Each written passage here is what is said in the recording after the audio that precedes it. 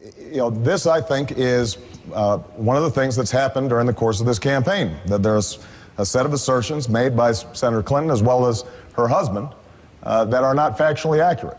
I think that part of what the people are looking for right now is somebody who's going to solve problems and not resort to the same typical politics that we've seen in Washington. That is something that I hear all across the country.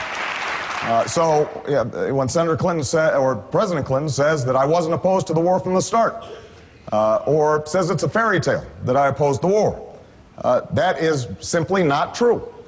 When Senator Clinton or President Clinton asserts that I said that the Republicans had better economic policies since 1980, that is not the case. Now, the viewers aren't concerned with this kind of back and forth. What they're concerned about is who's actually going to help them get health care, how are they going to get their kids going to college, and that's the kind of campaign I've tried to run. I think that's the kind of campaign we should all try to run. Well,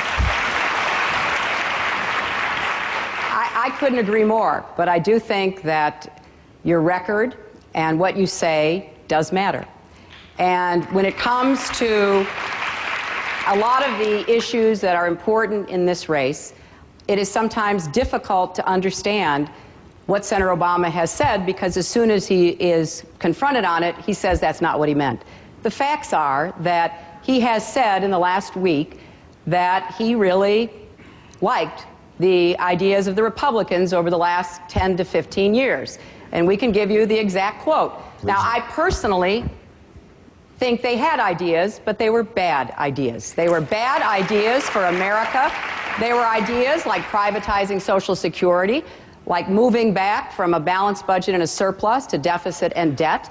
And with respect to putting forth how one would pay for all of the programs that we're proposing in this campaign, I will be more than happy, Barack, to get the information, because we have searched for it.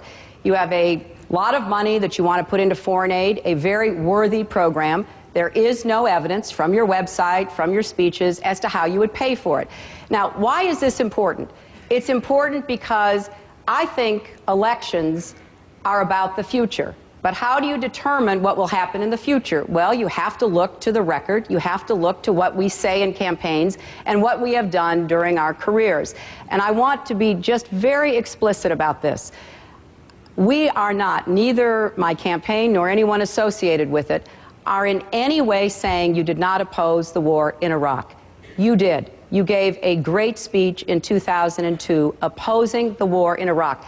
That was not what the point of our criticism was. It was after having given that speech, by the next year, the speech was off your website.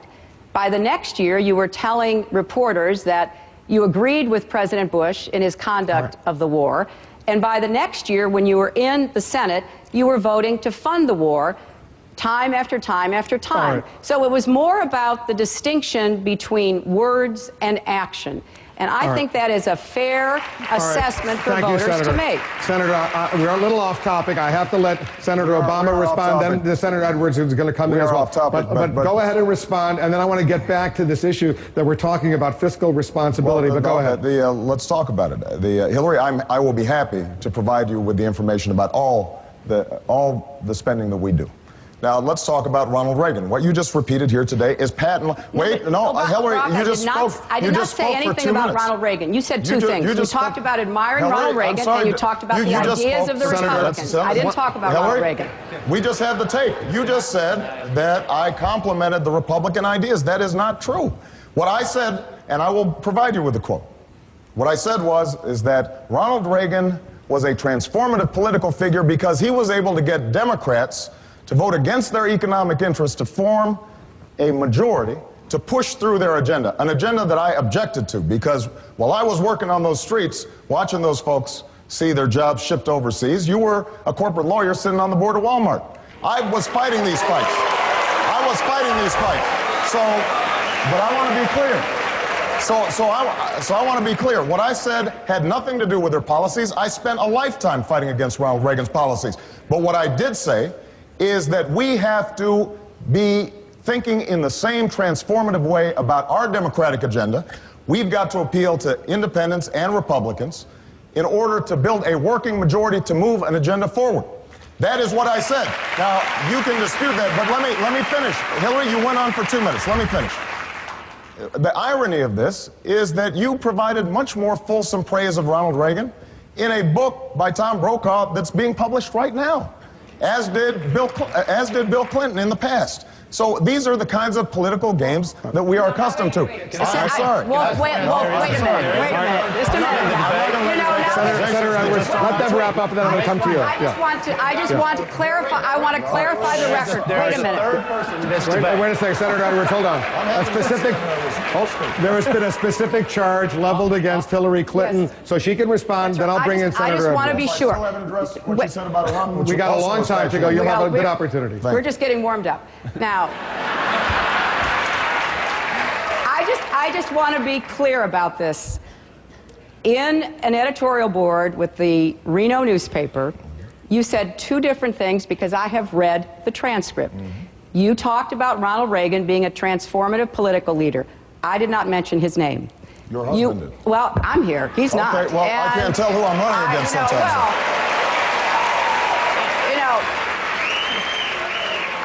I think we both have very passionate and committed spouses who stand up for us, and I'm proud of that. But you also talked about the Republicans having ideas over the last 10 to 15 I didn't years. say they were good ones.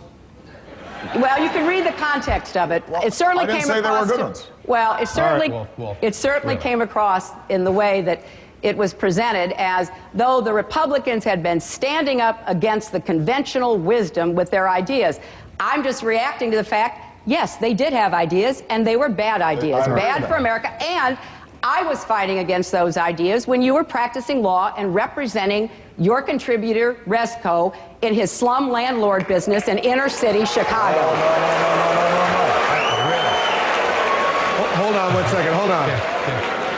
Senator Edwards has been remarkably patient during this exchange, and I want him. I don't know if you want to get involved in this, Senator Edwards.